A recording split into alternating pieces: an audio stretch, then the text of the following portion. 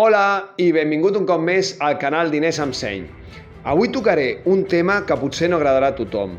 Potser que hi hagi gent que s'enfadi o que se senti al·ludida, però vull deixar clar des del principi que aquesta no és la meva intenció. L'únic que vull és aportar un punt de vista diferent per si hi ha algú que està pensant en donar el pas cap a viure com a nòmada digital o en una camper. Perquè abans de fer-ho és molt important entendre la diferència entre la llibertat real i la llibertat aparent.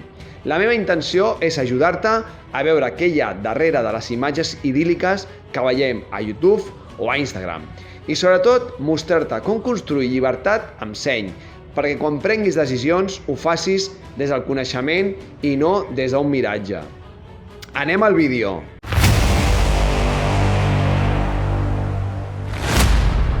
El miratge de la llibertat instantània. Cada dia veiem més contingut de famílies i parelles que viuen a la carretera. Les xarxes socials en van plenes, rutes espectaculars, paisatges increïbles, somriures i llibertat absoluta. Però això és només la cara visible. El que no ens ensenyen són els costos reals i les tensions que hi ha al darrere.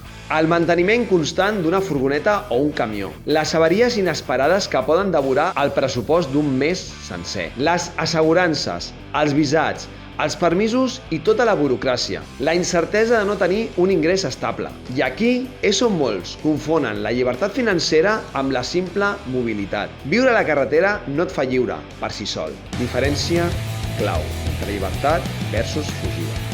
Hem de tenir-ho clar. Fugir d'una feina que no t'agrada no és el mateix que aconseguir llibertat financera. La llibertat financera vol dir que tens actius, inversions, negocis, propietats, projectes que generen diners sense que hagis d'intercanviar hores per sou. Viure en una camper sense aquest suport només és canviar una presó per una altra. La presó dels diners que s'esfumen cada dia i de la incertesa de no saber si arribaràs a final de mes. Els riscos que no es mostren. Els creadors sovint no parlen de riscos financers. Una avaria greu pot arruïnar un viatge sencer. Riscos legals i burocràtics. Normatives de pernocta. Multes. Permisos de residència i fiscalitat complicada. Riscos de seguretat.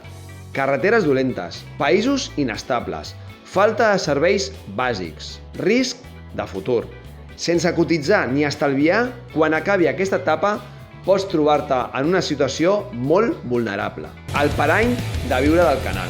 Un altre miratge encara més perillós és pensar: ja viuré del meu canal de YouTube o d'Instagram, ensenyant la meva vida nòmada. Però cal veure la realitat. És un nínxol saturat. Hi ha milers de creadors fent exactament el mateix. Fer-te un lloc costa molt i la majoria no aconsegueixen ni cobrir la benzina. I el pitjor, acabes més pendent de la càmera que de la vida real. Gravar, editar, buscar plans bonics, competir amb l'algoritme. Això et converteix en esclau digital. El que havia de ser llibertat acaba sent una nova forma d'esclavitud. Has canviat el cap de torn per un algoritme impredictible. El romanticisme d'una llibertat alterada. Moltes d'aquestes persones queden atrapades pel romanticisme d'aquesta vida. No pagar un lloguer, no pagar una hipoteca, llevar-se cada dia en un lloc diferent. A les xarxes sembla perfecte. Llibertat sense treballar. Però la llibertat que busquen realment no és aquesta. El que busquen és la llibertat financera de la qual parlem en aquest canal. La llibertat de veritat és haver comprat el teu temps per sempre, gràcies a uns hàbits i uns actius que et donen estabilitat. La diferència és que el camí de la camper sembla immediat i fàcil, mentre que la llibertat financera requereix temps i paciència. Però ja sabeu que la paciència és la mare de la ciència.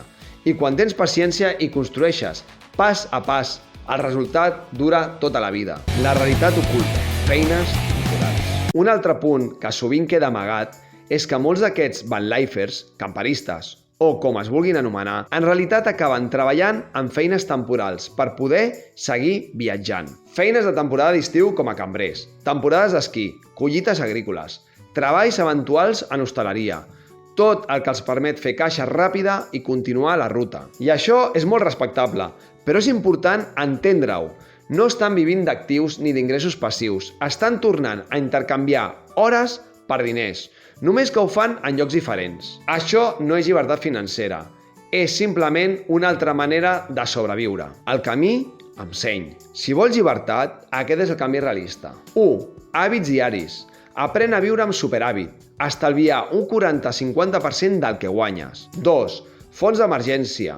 6-12 mesos de despeses cobertes per qualsevol imprevist. 3. Construcció d'actius, accions, negocis digitals, immobles, projectes escalables. 4.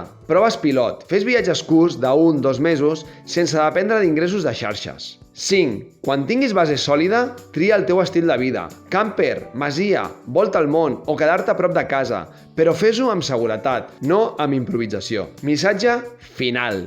No vull criticar les famílies que viuen a la carretera. Al contrari, admiro la seva valentia i la capacitat d'inspirar. Però vull remarcar que la llibertat financera no s'aconsegueix amb una furgoneta ni amb un canal de YouTube. S'aconsegueix amb hàbits, coneixement i seny.